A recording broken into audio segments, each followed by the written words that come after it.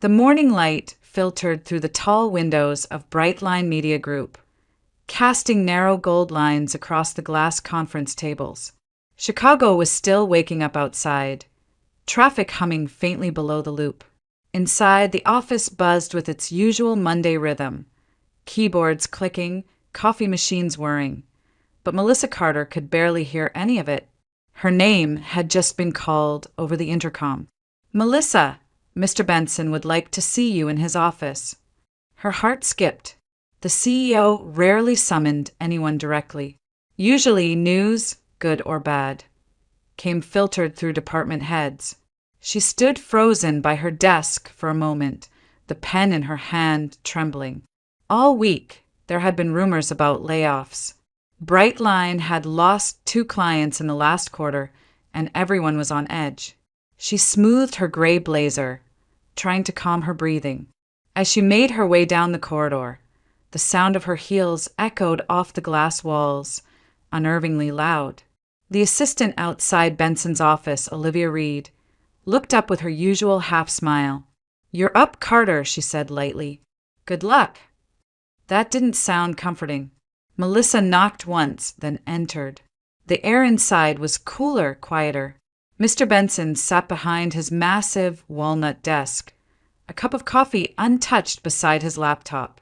His silver hair caught the light, and the faint reflection of the skyline shimmered behind him. He gestured for her to sit. She obeyed, hands clasped tight in her lap.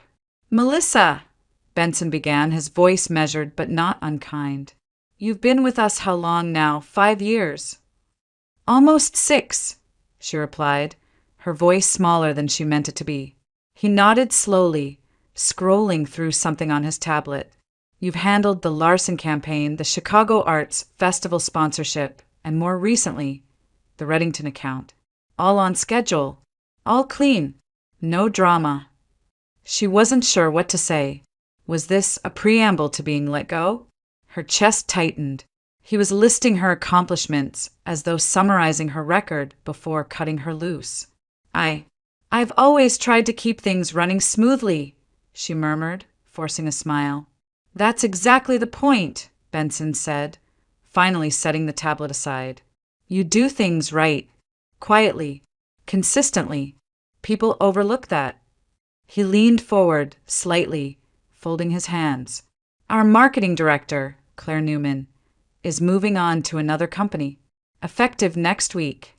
I'd like you to take her place." For a second, she didn't process the words. They just floated there, somewhere above her head. Take her place? She blinked, searching his face for signs of sarcasm. "I'm sorry, sir, I thought. You thought you were being let go?" Benson allowed a small chuckle, not unkind. "You're not the first to think that. The rumors have gotten ridiculous. No, Melissa, I'm not firing you. I'm promoting you." The room tilted slightly in her vision. She caught herself gripping the edge of the chair. "Promoting me," she repeated, as if the phrase itself needed verification. "Yes." Benson opened a folder and slid a paper toward her. "This is the preliminary HR notice. Your title will be marketing director. There'll be an official announcement at the end of the week, but I wanted to tell you personally. You've earned it." She stared at the letterhead, her own name printed beneath the words promotion recommendation. Her signature line awaited at the bottom. Her throat tightened. "I don't know what to say," she whispered. "Say you'll take it," Benson said, with a hint of amusement. "Look, Melissa, this company doesn't need louder voices. It needs steadier ones. You've been one of the few people I never have to double-check. I trust you." The compliment hit harder than she expected. Trust. It had been a long time since anyone had said that to her. Benson leaned back. "It'll be a heavier load, of course. Bigger clients, more responsibility. But I think you're ready. And frankly, I can't imagine anyone else I'd rather see in that chair." She nodded slowly, still dazed. "Thank you. I mean, truly, thank you, sir." When she finally stood to leave, her legs felt strangely light, like she was floating through a dream. Benson gave a firm handshake, his expression professional but warm. "Go on. Take the rest of the morning to yourself. Let HR know if you have questions. And Melissa, congratulations." The word congratulations echoed faintly as she stepped back into the hallway. Olivia looked up again, curious. "So?" Melissa hesitated, still gripping the folder. I got promoted." Olivia's eyebrows shot up. "You're kidding. That's incredible, Melissa." She smiled faintly. "Yeah, incredible." Back at her desk, the familiar hum of the office returned, but everything felt slightly off balance, as if the world had shifted by a few degrees. She sat down, staring at the computer screen without really seeing it. Her reflection glimmered faintly on the dark monitor, eyes wide, uncertain, almost fearful. She'd imagined this moment so many times before, but never like this. She should have felt triumphant, ecstatic even. Instead, a strange unease crept in beneath the excitement. Do I really deserve this? Can I handle it? Her fingers brushed over the folder again, tracing the raised company logo. Outside the window, the wind pushed the clouds across the skyline, the city pulsing with life. Somewhere below, horns blared, a train rumbled past. Melissa exhaled slowly, forcing herself to smile. It was happening. She had finally been seen, recognized. But as she sat there under the soft hum of fluorescent lights, the feeling that settled over her wasn't joy. It was disbelief, and just beneath it, a quiet fear she couldn't yet name. By mid-morning, the adrenaline had worn off and Melissa's hands were still trembling, slightly. The announcement wasn't official yet, but she could already feel the invisible weight of it pressing down. Her inbox kept filling with routine messages, project updates, client revisions, but every subject line seemed suddenly trivial. After staring blankly at her screen for 10 minutes, she decided she needed coffee. The break area at Brightline was tucked between two glass meeting rooms, with a view of the elevated tracks cutting through downtown Chicago. The smell of roasted beans and faint vanilla creamer lingered in the air. Melissa reached for a paper cup, trying to calm her thoughts. "Word travels fast," a familiar voice said behind her. She turned. Ryan Adams leaned casually against the counter, sleeves rolled up, tie slightly loosened, the effortless charm of someone who always looked at ease, even in chaos. His grin carried just the right mix of mischief and sincerity. "So," he continued, pouring himself a cup, "is it true? Our very own Melissa Carter just became the new marketing director." Melissa blinked, caught between surprise and embarrassment. "Already? I literally just stepped out of his office an hour ago." Ryan shrugged. "You know this place. If Benson sneezes, the whole floor brings tissues." She laughed softly, shaking her head. "I wasn't supposed to tell anyone yet." "I'm not anyone," he said, mock-offended, tapping his chest. "I'm your unofficial emotional support coworker. It's basically in my job description." Melissa smiled despite herself. Ryan had that effect. He could disarm anyone, turn tension into warmth. He leaned on the counter, studying her expression. "You don't look thrilled, though. Most people would be dancing in the hallway after that kind of news." "It's a lot," she admitted, stirring her coffee slowly. "I didn't see it coming. Benson, he said all these nice things, and I kept thinking maybe he mixed up my file with someone else's." Ryan chuckled. Classic Melissa. Gets promoted and immediately doubts reality. She gave him a look. "You're one to talk." "Touché," he said. "But seriously, you've been holding this department together for years. Remember last spring's Reddington launch? Half the creative team wanted to quit, and you still made the campaign happen. You're basically the reason we didn't all get fired." Melissa rolled her eyes but smiled faintly. "I just did my job." "That's exactly my point," he said, taking a sip.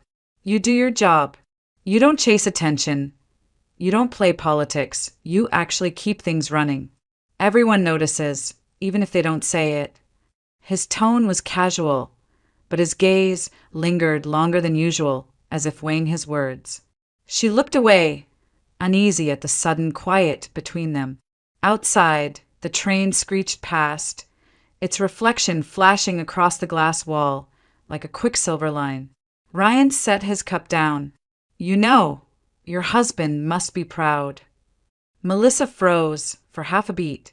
The comment was innocent, a friendly assumption, but it hit her oddly. "He doesn't know yet," she said lightly, trying to sound neutral. "I haven't had the chance to tell him." Ryan raised an eyebrow. "Then you'd better call him before Olivia turns it into office gossip. You know, she's probably already updating her group chat." Melissa forced a laugh. "Yeah, I'll tell him soon." But her voice lacked conviction, and Ryan noticed. He didn't press. Instead, he offered a softer smile. "You ever think maybe it's okay to enjoy good things without apologizing for them?" Melissa glanced at him, unsure how to answer. "I'm not apologizing." "Sure you are," he said gently. "You're apologizing to the universe for being competent." The remark lingered, half teasing, half true. She didn't reply, just took another sip of coffee, letting the warmth fill the silence. Ryan finally stepped back. "Anyway, I mean it, congratulations. You've earned this. And if you need someone to complain to about new responsibilities, I'll be around. I expect free coffee in exchange, obviously." She smiled genuinely this time. "Noted." He nodded, the grin returning. "Good. Now, go enjoy your victory lap before Benson changes his mind." As he left, Melissa watched him disappear down the corridor, his reflection gliding across the glass panels. For a moment, the office felt lighter, less intimidating, more human. Ryan always managed that, grounding people when they started drifting too far into their own thoughts. She turned back toward the window, watching the sunlight break through a patch of gray clouds over the Chicago River. The city gleamed for a moment, sharp and alive. She wondered if maybe, just maybe, Ryan was right. But as she stood there, alone with her coffee, a quiet ache crept in under the warmth. The thought of Eric flickered through her mind, his usual impatience, the way he dismissed her long work hours as overcompensating. Would he even care about the promotion? Would he see it as success or as inconvenience? Melissa took a slow breath, pushing the thought away. There was time for that later. For now, she needed to keep smiling, keep steady, keep doing what she always did, make things look fine. She dropped her empty cup into the bin and straightened her blazer, forcing her reflection in the glass to look confident again. The woman staring back still looked uncertain, but her shoulders were a little straighter, her eyes a little brighter. Maybe that was enough for now. The late afternoon light spilled through the half-closed blinds of the Carter's apartment in West Town, cutting pale lines across the kitchen table. Melissa dropped her purse on the counter, the weight of her laptop bag pulling at her shoulder. The scent of burnt toast lingered in the air. Another one of Eric's hasty breakfasts left unfinished. The apartment looked lived in but tired. A pile of unopened mail near the microwave, 2 empty mugs in the sink, a car loan notice half buried under a stack of grocery receipts. The hum of the refrigerator was the only sound. Eric sat at the table, barefoot, hunched over his phone. A half-finished beer sweated beside his elbow. He didn't look up when she came in. "Hey," she said softly, hanging her coat. "Hey." His eyes stayed on the screen. Melissa glanced at the clock, 12:40. "You didn't go to that client meeting today?" Eric exhaled through his nose, setting the phone down. "Got canceled last minute. They want to reschedule for next week." Again. The question slipped out before she could stop it. He shot her a look. "Yeah, again. That's how freelance works, Mel. Clients change things all the time." She nodded quickly, not wanting to argue. "Of course. I just thought you said it was important." "It was, until they bailed." He pushed his chair back, stretching. "How was your day? Still surviving Benson's empire?" She hesitated. It was fine. Fine, he echoed, smirking.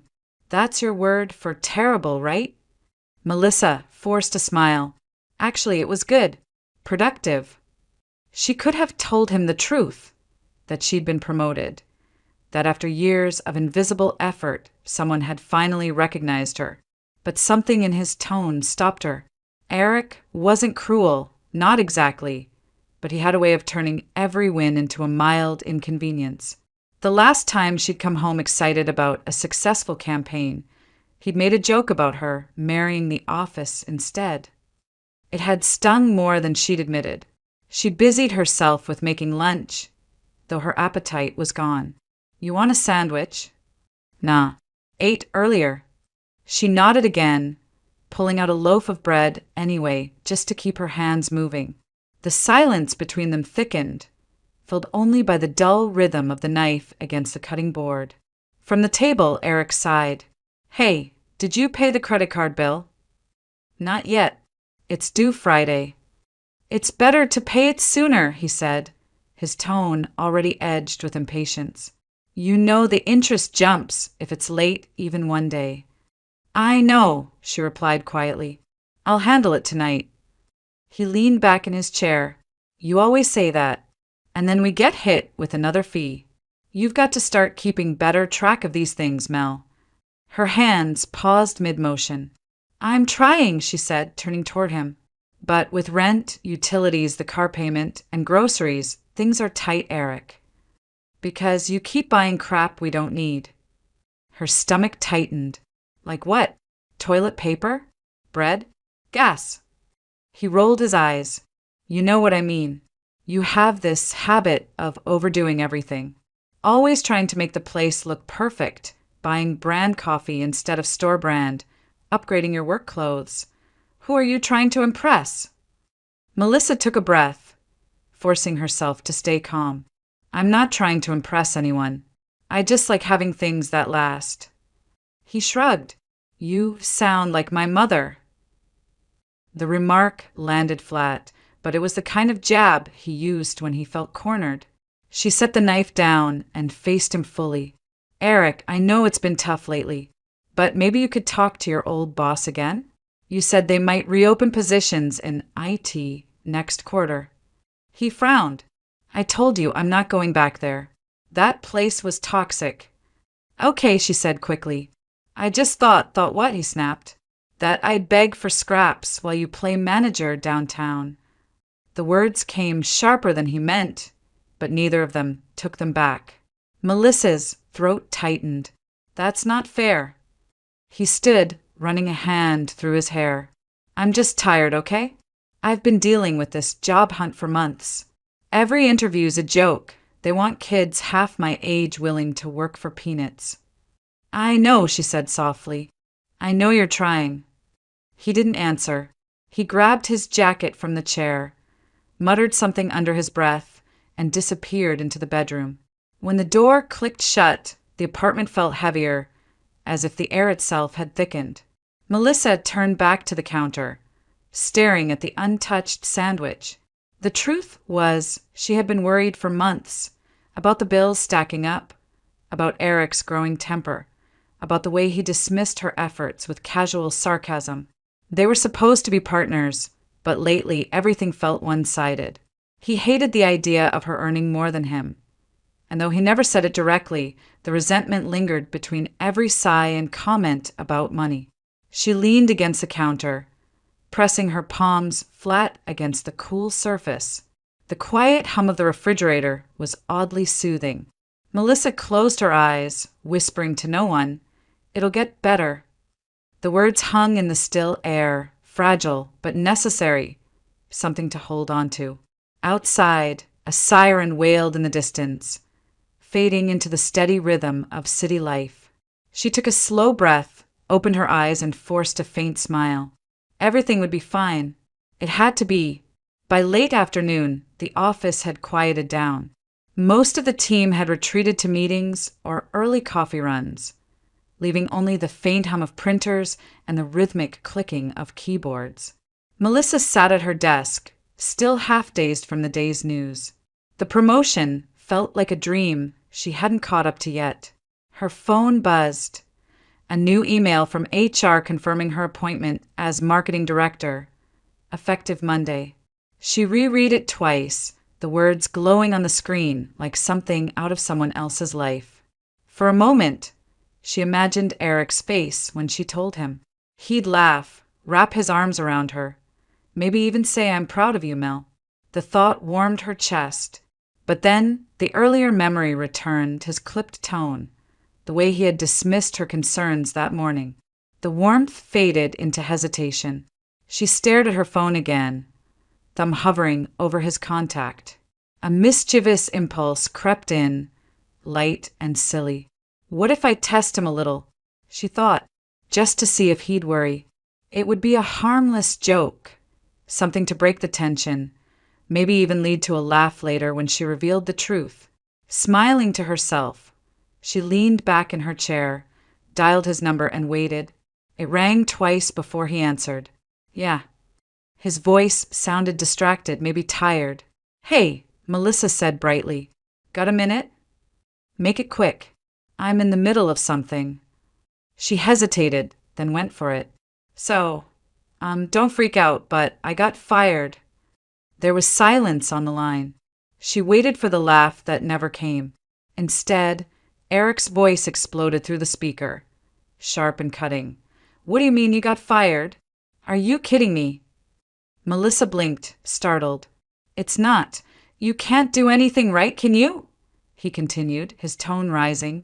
"Jesus, Melissa, you finally get a decent job and you blow it? What the hell happened this time?" Her heart stopped. The playful smirk vanished from her face. "Eric, wait, how are we supposed to pay bills now?" he snapped. "Do you ever think before you do anything?"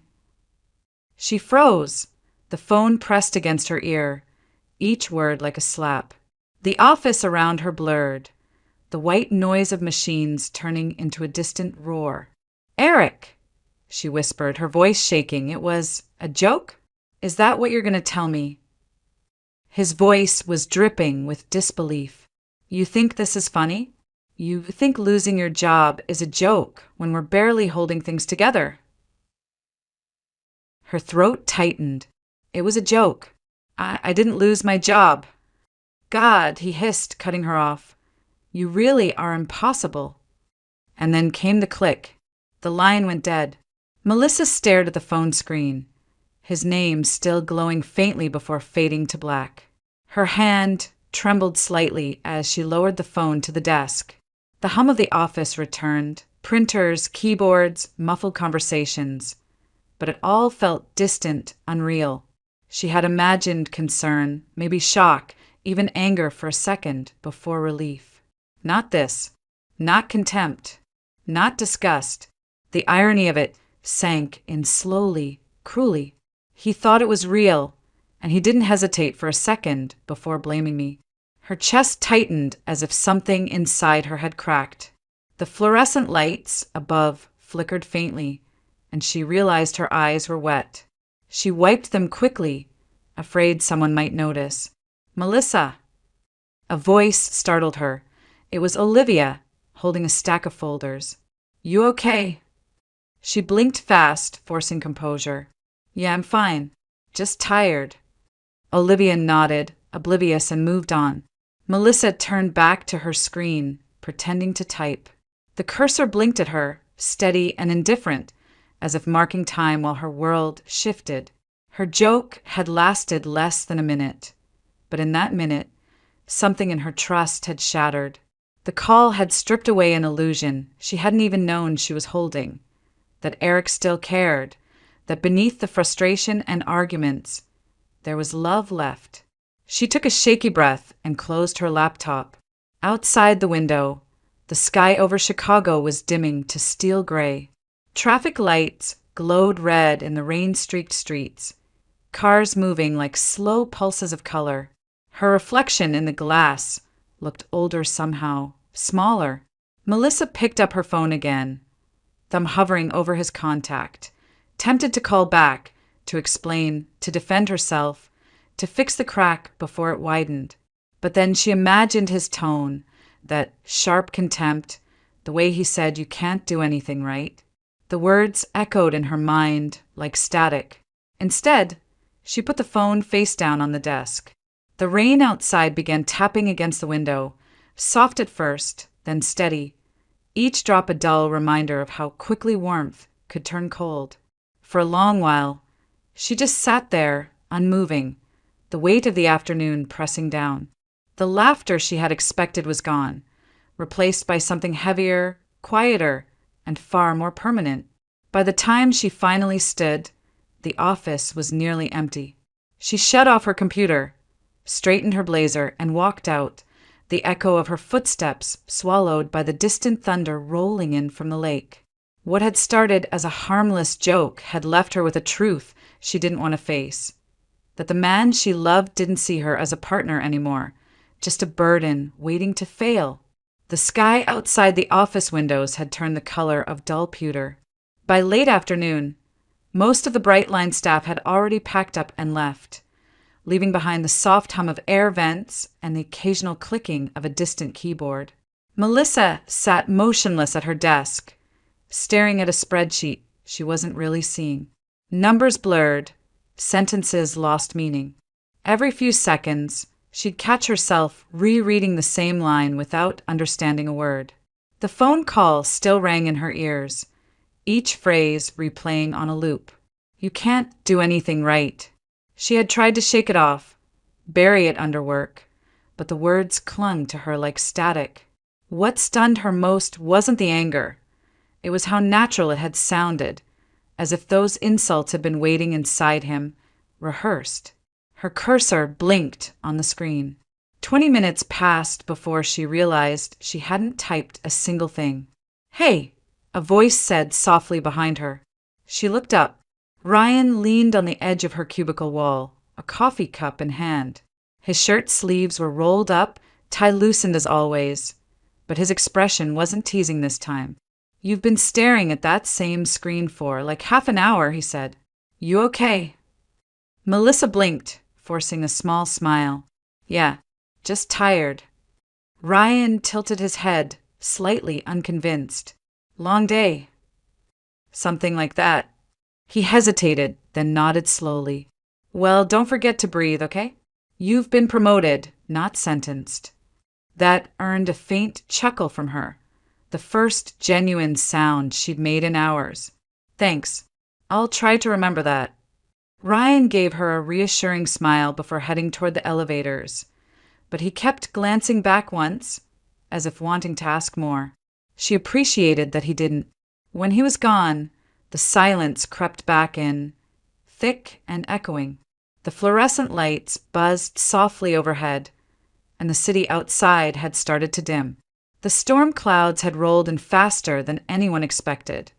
Raindrops began tracing slow lines down the glass, distorting the reflection of the skyline.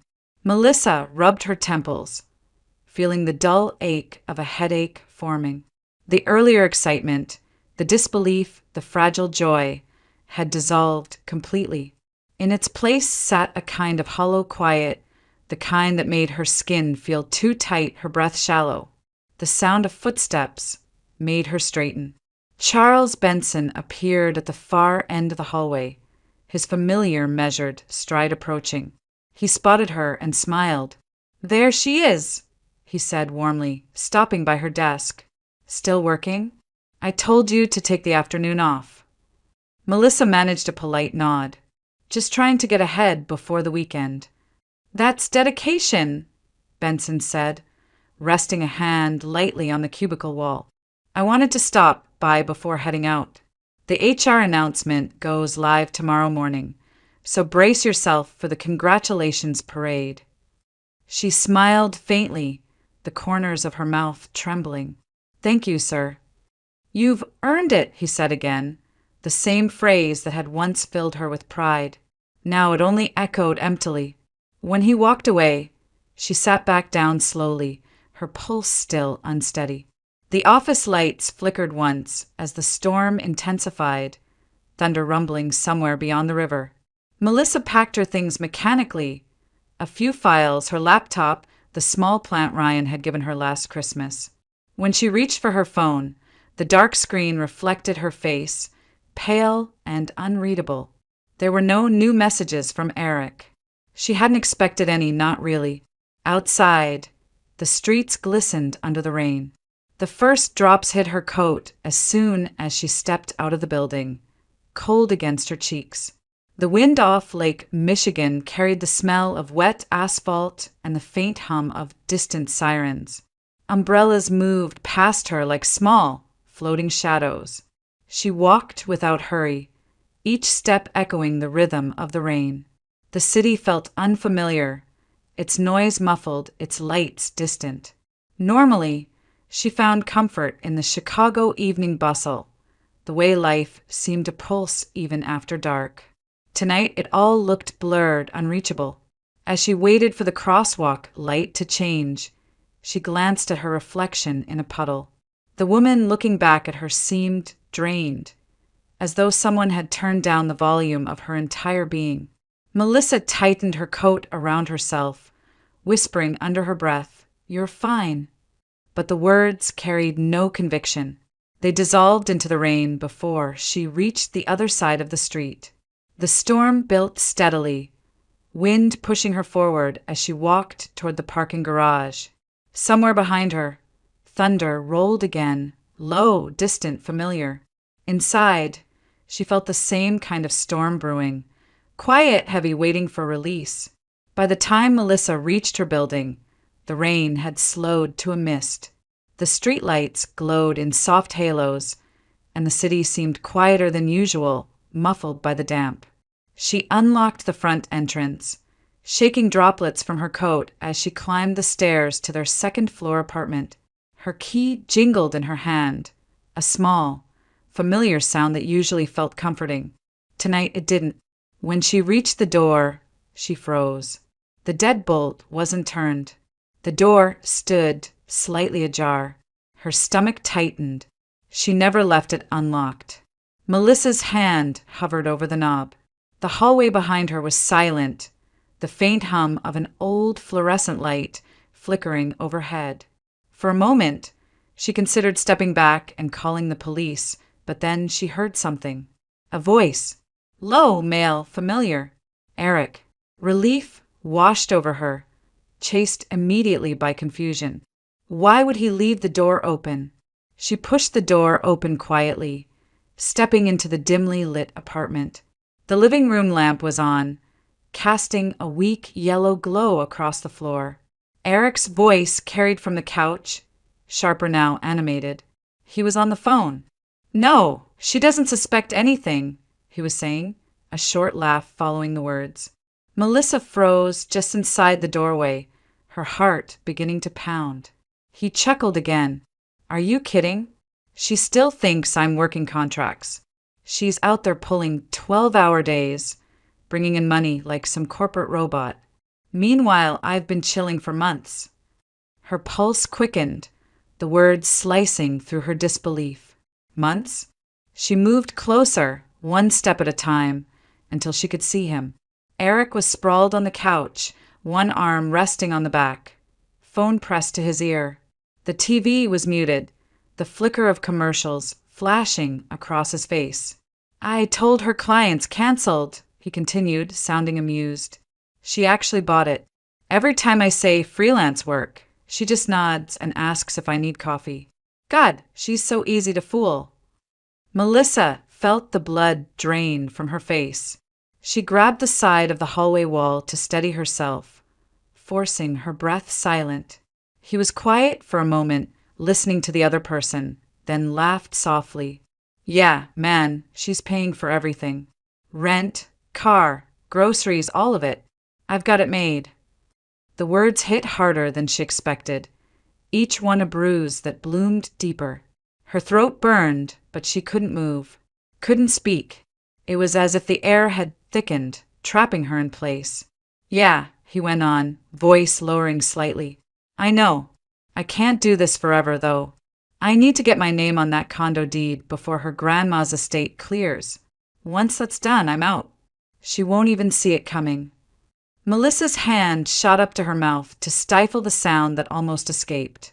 A A sharp, involuntary gasp that she managed to turn into silence. Her knees trembled. The room swayed. The condo, her grandmother's apartment in Aurora, was supposed to go through probate next month. Eric had insisted she let him handle the paperwork, saying he knew a guy who could speed things up. It was supposed to be their future home. Now she understood. Eric's voice hardened, colder now. What? No, she's not going anywhere. She's too wrapped up in her job, too busy proving she's worth something. Honestly, I think she believes she's lucky to have me. He laughed, a hollow, cruel sound that filled the room. Melissa's chest constricted, so tightly she could barely breathe. The weight of his words pressed down on her, suffocating. She backed up slowly, careful not to let the floor creak, one hand gripping the wall like it was the only thing holding her upright. He kept talking, but the words blurred, muffled by the rush of blood in her ears. Her thoughts fractured. Scenes flashed through her mind. Late nights making dinner for him, covering the bills without complaint, reassuring him that things would get better. The morning he'd kissed her forehead before pretending to leave for work. The quiet pride she'd felt thinking she was helping them through a hard time. All of it lies. She swallowed a sob, her throat raw, her vision clouded with tears, and she pressed herself against the hallway wall, desperate not to make a sound. She could hear him now, ending the call with a casual, "Yeah, talk later," followed by the soft click of his phone screen going dark. For a moment, there was only silence. Then Eric exhaled, muttering to himself, "Lucky to have me," as if savoring the words. Melissa's tears finally broke free, hot and unstoppable. She turned, moving soundlessly toward the door, gripping her bag like a lifeline. Her breath came in shallow bursts, heart hammering in her chest. Every instinct screamed at her to leave before he saw her. She stepped back into the hallway, pulling the door close behind her until it latched without a sound. Then she ran, down the stairs, out into the rain that had begun again, cool and relentless against her skin. The street was nearly empty, the only sound the hiss of wet tires and the low hum of distant traffic. She stopped under the awning of a closed cafe, clutching the strap of her bag, her body trembling violently. The truth she'd overheard echoed in her head, each sentence replaying until it burned. He hadn't just betrayed her trust. He had built their entire life on deception, living off her, mocking her, planning to take what little security she had left.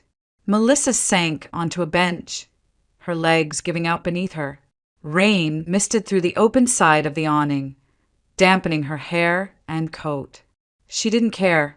Somewhere inside, something cracked, not with noise, but with the kind of quiet finality that came when illusions died. She had thought she knew her husband. She had thought loyalty meant endurance. But now, all she could feel was the sound of his laughter lingering in her mind. Sharp, cruel, unforgettable. And beneath that, the hollow silence where love used to be. Rain hammered softly against the windshield, steady and rhythmic, as if the world itself was breathing through the storm. Melissa sat behind the wheel, hands limp in her lap, the car engine silent. The only light came from the street lamp above, its orange glow fractured across the raindrops, clinging to the glass. Each drop caught the light and slipped down, merging with the trails already carved by earlier tears. She couldn't move, couldn't even think clearly. The sound of Eric's laughter still echoed in her head, looping endlessly like a cruel recording.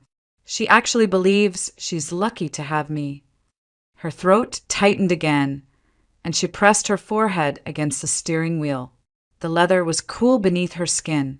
For a long time, she didn't cry, just sat there hollow, her breath catching in silent, uneven gasps. Then the dam finally broke. Tears streamed down her face, hot against the chill of the car. Her reflection in the rear view mirror blurred beyond recognition. She had imagined betrayal before, in distant, impossible scenarios, but never like this. Never so intimate, never so calculated. Outside, the rain intensified, drumming harder against the roof. The sound swallowed everything else, the faint hum of traffic, the distant siren wailing somewhere downtown. It was almost comforting, that relentless noise, because it kept her from hearing her own thoughts too clearly. She leaned back in the seat, staring blankly through the wet blur of city lights. The droplets on the glass turned the world into a painting gone wrong. Distorted, bleeding colors, fragments of something once whole. Images of the past began flickering uninvited. The first time she met Eric, he'd been a charming copywriter with too much confidence and a crooked grin. He'd walked into a networking mixer at a downtown bar, spilled her drink by accident, and then spent the next hour trying to make her laugh about it. She'd thought he was different, witty, disarming, kind. He used to text her jokes in the middle of the day just to make her smile. Once, after a long campaign launch, he'd stood outside her office with a paper cup of hot chocolate and a sticky note that read, "Emergency Happiness Kit." Melissa let out a sound that was half laugh, half sob. The memory hurt. How had they gotten here? She could pinpoint moments, maybe his frustration after losing his job, the shift in tone when money got tight, the slow erosion of affection that she'd mistaken for stress. But it wasn't one thing. It was 1,000 small things she'd ignored, convincing herself that patience was love and endurance was strength. And now this. She closed her eyes, gripping the steering wheel until her knuckles whitened. "How could you?" she whispered, her voice shaking. "How could you say those things?" The rain kept falling, as if answering her with indifference. Her phone buzzed in the cup holder. For a second, she thought it might be him. Maybe he'd noticed the open door. Maybe he was calling to explain, to spin another lie. But when she looked, it was just a notification, an email from work, routine and meaningless. Melissa let out a small, bitter laugh. The absurdity of it all, the promotion, the joy of the fall, collided inside her chest until it felt impossible to breathe. This morning she had been proud. By evening, she was unrecognizable to herself. She leaned her head back, staring at the ceiling of the car, watching the faint reflection of rainlight ripple above her. Her chest rose and fell unevenly. The ache in her body wasn't physical. It was deeper, woven into every memory that used to feel safe. She thought about how, earlier that afternoon, she had made a joke, pretending she'd been fired, thinking it would make him laugh, thinking he would care. That moment now seemed like cruel foreshadowing, as if fate had been whispering the truth and she had laughed right past it. The irony burned. He used to make me laugh, she thought bitterly, and now his words are killing me. The clock on the dashboard glowed faintly, 10:47 p.m. The storm had no intention of stopping. She wiped her face with her sleeve, but the tears kept coming, unstoppable, as if her body was emptying itself of years of effort, loyalty, and illusion. She remembered how proud she used to be of their relationship, how friends would call them balanced, how she'd tell people they were a team. A team. What a lie that word felt like now. Melissa pressed her hands over her mouth, trying to muffle the sob that escaped. Her shoulders shook violently. All the composure she had maintained through the day, the smile for Benson, the polite words for Ryan, the fake calm under the storm, it all collapsed here in the quiet dark of a parked car. Minutes passed, or maybe hours. Time lost meaning. Eventually, the sobs softened into shallow breathing. Her eyes were swollen, her voice gone. The exhaustion that followed wasn't peaceful. It was heavy, the kind that pressed her into the seat, as if gravity had turned personal. Outside, the rain began to ease. The city lights sharpened again, revealing puddles that mirrored fragments of neon and asphalt. Life went on beyond her windshield. People rushing home, taxis splashing through water, streetcars grinding along wet rails. Melissa stared out, hollow but strangely still. Something inside her was gone, stripped clean. Naivete, maybe, or the part of her that still believed love was unconditional. She reached for the ignition but didn't start the car. Instead, she sat in the quiet aftermath, listening to the faint drip of water from the edge of the roof. Everything she believed in, their marriage, their plans, even the idea of safety, had collapsed in one night. But amid the wreckage, there was something else too, faint but real. A flicker of awareness. Not anger yet, not strength, just the fragile knowledge that the person she'd been this morning, trusting, forgiving, blind, no longer existed. Melissa closed her eyes and let the silence settle, rain still whispering softly against the glass, as if the city itself was mourning with her. The rain had thinned to a drizzle by the time Melissa found herself walking into a small cafe just off Wabash Avenue.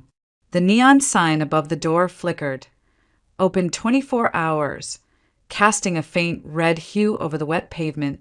Inside, the place was mostly empty except for a couple of night shift nurses and a man reading a newspaper from yesterday. The air smelled of burnt espresso and old wood polish. Melissa slid into a booth near the window, her coat still damp from the storm.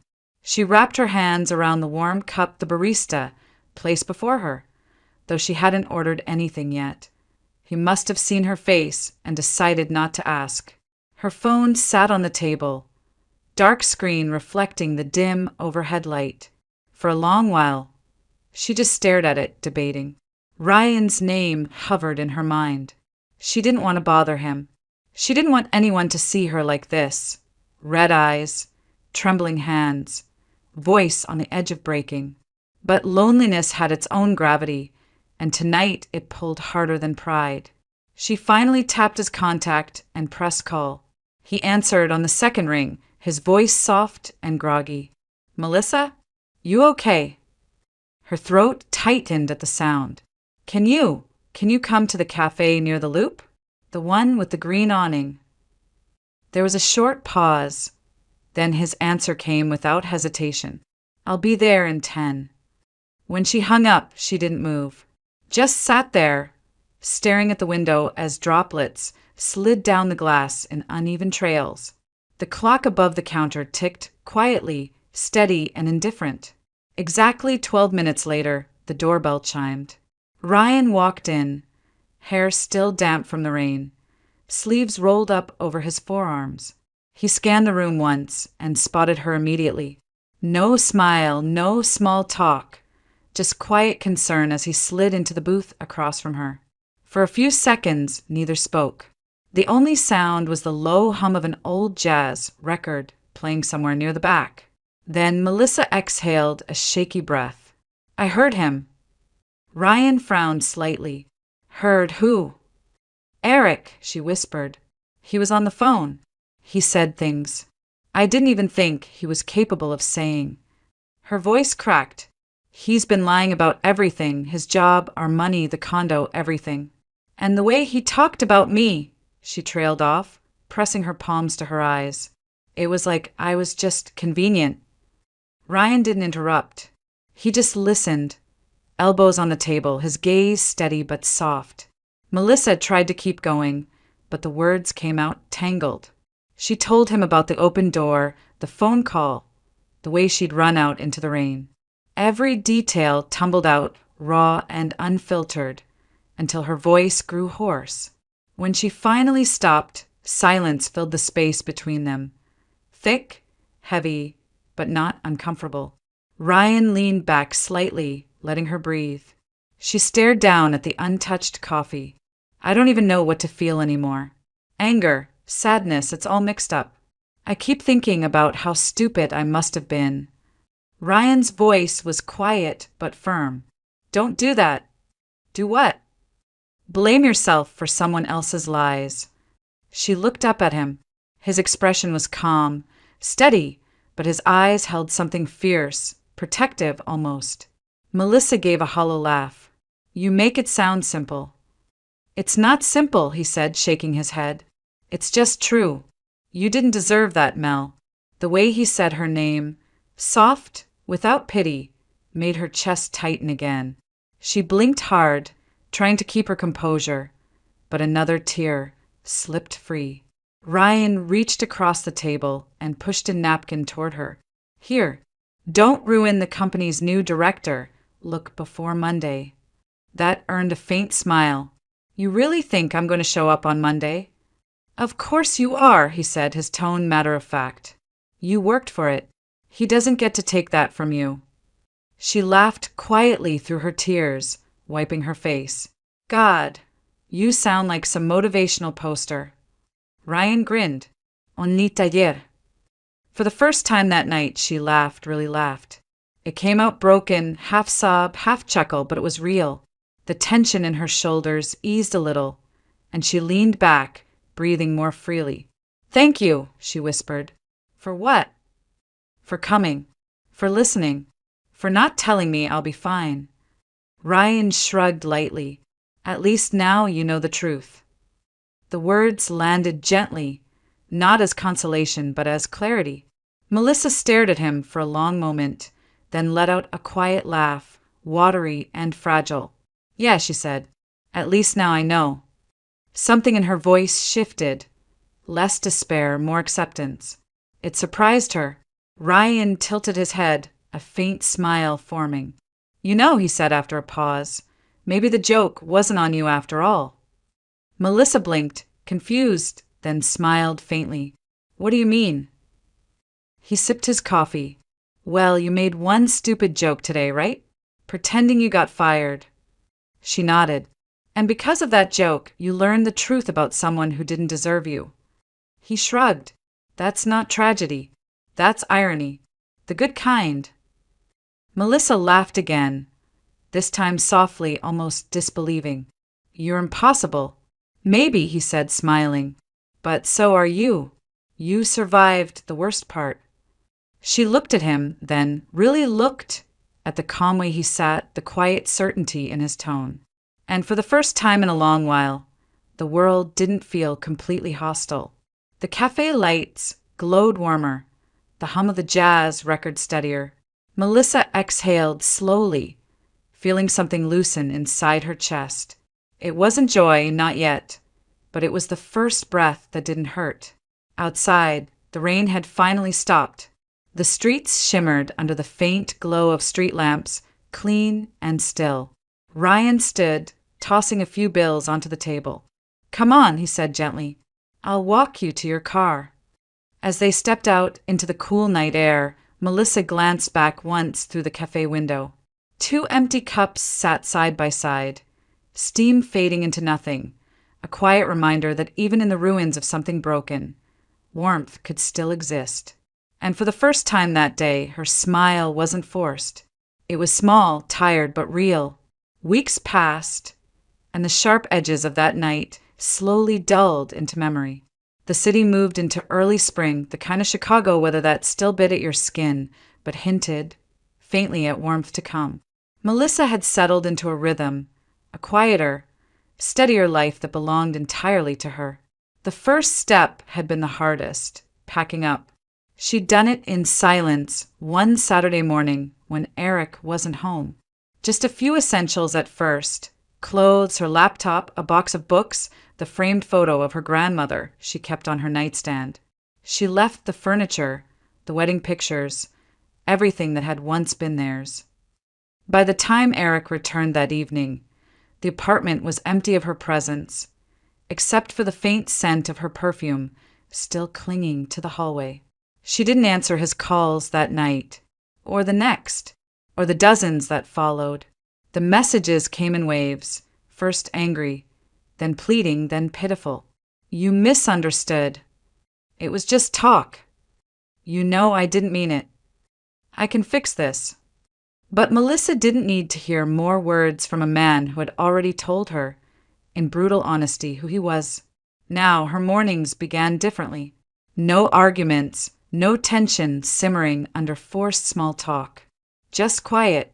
She woke before dawn, made coffee in her small studio overlooking the loop, and watched the city come alive through the window. The trains, the early commuters, the first streaks of sunlight on the skyline. At Brightline, her new role had become official. The plaque on her office door read Melissa Carter, Marketing Director. She'd smiled when she first saw it, a small private smile. Her office wasn't large, but it had floor-to-ceiling windows that overlooked the Chicago River. The view reminded her of movement, of forward flow, of not looking back. Her colleagues noticed the change in her. Ryan, especially, teased her about it. "You're scaring people with this new Zen energy," he said one morning, leaning in her doorway with his usual grin.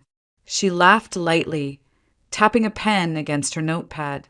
"Maybe they just aren't used to me smiling." That, or you finally started sleeping again. Melissa arched a brow. "And who says I wasn't sleeping?" He smirked. "The dark circles you had in January. They were practically co-workers." She shook her head, amused. "You're terrible." "True," he said, straightening. "But it's good to see you doing better. Feels like the office's equilibrium has been restored." "Equilibrium," she repeated thoughtfully. "That's exactly what it feels like." When Ryan left, she turned back toward the window. Sunlight poured in through the glass, bright and golden, casting soft reflections across her desk. Papers glowed faintly in the light. The warmth felt different now, earned, not given. Her work days stretched long, but they didn't exhaust her the way they used to. She threw herself into new campaigns, led meetings with a calm assurance that surprised even herself. The doubts that once trailed her, "You're not enough, you just got lucky, you don't deserve this," had grown quieter, replaced by something steadier. At lunch, she sometimes walked along the river walk, feeling the breeze on her face, the rush of water below. The city noise no longer felt overwhelming. It felt alive, like proof that things kept moving even when you didn't think you could. Her phone still lit up sometimes with Eric's name. She didn't block him. Some part of her wanted the reminder, the evidence that she had chosen silence instead of surrender. Each unread message was a small act of power. One afternoon, she got an email from her landlord confirming her lease renewal for another year. She clicked confirm without hesitation.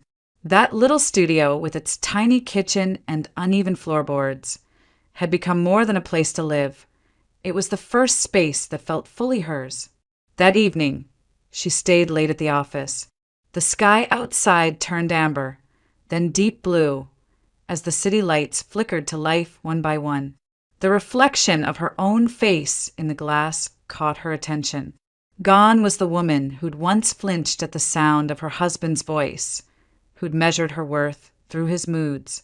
The woman looking back at her now stood taller, her posture straight, her expression calm but sure. Melissa smiled faintly. The office was quiet except for the soft hum of the air conditioner. Down below, the river shimmered with the city's glow, a moving mirror of everything she'd survived. She thought about the irony again, how one cruel joke had revealed a truth she'd needed to see. Maybe Ryan had been right. Maybe the joke hadn't been on her after all. Taking a slow breath, she closed her laptop and stood, stretching the stiffness from her shoulders. The night air outside would be cool, maybe even a little sharp, but she didn't mind. She reached for her coat, slinging it over her arm, and paused one last time to glance at the view. In that moment, something inside her settled. Not the triumphant kind of closure people talked about, but a quiet peace. The kind that came not from revenge or apologies, but from reclaiming herself. When she stepped out of her office, the lights automatically dimmed behind her. Her footsteps echoed softly down the hallway, steady, unhurried, sure. For the first time in years, Melissa wasn't walking away from something. She was walking toward herself. It was a late Friday evening in downtown Chicago, the kind where the city shimmered under gold light and laughter drifted from open-door restaurants. Melissa stepped out of the cab with Ryan, their conversation easy and familiar. She'd spent the whole week buried in campaign deadlines, and he'd insisted on taking her to dinner as a celebration of survival. The restaurant glowed softly against the night, warm lighting, soft jazz, polished silverware gleaming under candles. As they were led to a corner table near the window, Melissa felt something she hadn't felt in a long time. Peace. Not the fleeting, uncertain kind, but the quiet, steady sort that comes after the storm. She removed her coat, smoothing the lapel of her blazer. Her reflection in the glass caught her eye for a brief second. Calm posture, confident expression. The woman, looking back, didn't seem haunted anymore. Ryan ordered a bottle of Pinot Noir, then raised his brow. "You're finally smiling before the appetizers. That's progress." Melissa laughed softly. "That's because I'm finally starting to believe things don't have to fall apart to be real." "Now that should go on your office wall," he said, grinning. Their laughter blended easily with the soft background music. It felt natural, uncomplicated. Then, as she glanced toward the entrance, time seemed to stall. A familiar figure had just stepped inside. Eric. He looked smaller somehow. His once confident stride was gone, replaced by a slouch that made his shoulders seem to cave inward. His clothes hung loosely, as though they no longer fit right. The faint stubble on his jaw wasn't stylish, it was neglect. He scanned the room as if unsure why he'd come in at all. For a second, Melissa couldn't move. The old reflex, the urge to brace herself, to anticipate the next sharp word or bitter sigh, flickered through her, but then it passed. Quickly, cleanly. Eric's gaze swept across the tables, and when it landed on her, he froze. Their eyes met through the dim light of the restaurant. He blinked, disbelief flooding his face. For a long, suspended moment, neither looked away. Melissa didn't flinch. She didn't hide. She simply held his gaze, her expression unreadable. Then she gave a small, calm nod, the kind you give a stranger you used to know, out of courtesy, not emotion. Ryan, noticing her silence, turned slightly. "You okay?" She smiled faintly, still watching Eric. "Yeah," she said quietly. "I'm fine." Eric's lips parted as if to say something, but he didn't. His eyes darted from her to Ryan, then to the soft candlelight illuminating their table. He took in the details, her relaxed posture, her quiet laugh, the ease that surrounded her. It was a picture of a life rebuilt, untouched by the bitterness he'd tried to leave behind. He stepped closer, almost hesitant, but before he could approach, a waiter intercepted him. Melissa turned her attention back to Ryan, who was telling a story about their latest campaign disaster. She laughed lightly, the sound warm and genuine, and Eric stopped mid-step. From the sidewalk outside, he stood behind the glass, watching through the reflection of city lights. Rain had begun to fall again, faint streaks across the window pane, distorting his view. His own reflection looked older, almost ghost-like beside hers. Melissa's laughter carried faintly through the glass, and something in his expression faltered. The arrogance that once defined him was gone, replaced by quiet disbelief. He stayed there for a moment, long enough to realize she wasn't going to look back again, long enough to feel the weight of everything he'd lost. Inside, Melissa lifted her glass, the candlelight catching the curve of her smile. Her laughter wasn't cruel, it wasn't even directed at him. It was simply free. Ryan tilted his glass toward hers. "To second chances," he said. Melissa clinked her glass against his. "To choosing better stories," she replied. Outside, Eric finally turned and walked away, disappearing into the rain-slicked street. His reflection dissolved with him. Melissa caught a glimpse of him leaving, not through bitterness, but through quiet recognition. There was no satisfaction in seeing him broken, only clarity, the kind that came from knowing she no longer needed his apology or his approval, or even his memory. The waiter arrived with their food, and the conversation resumed as though nothing had happened. The world had moved on, and so had she. Later, as they stepped outside, the city lights reflected on wet pavement, gold rippling against the dark. Melissa paused for a moment, looking up at the skyline, the same skyline she'd once stared at through tears in her car months ago. It felt different now, lighter, Ryan handed her an umbrella, and she smiled, her eyes glowing softly under the streetlight. Sometimes the sweetest revenge wasn't shouting or proving anything. It was silence, the kind that came when life spoke for you. She glanced once more at the restaurant window, now just another reflection in the city's endless shimmer. Then she turned away, her voice barely a whisper against the hum of the night. Sometimes the sweetest revenge is living the life they thought you never could. And with that, she walked on, steady, calm, the golden light following her into the quiet Chicago night.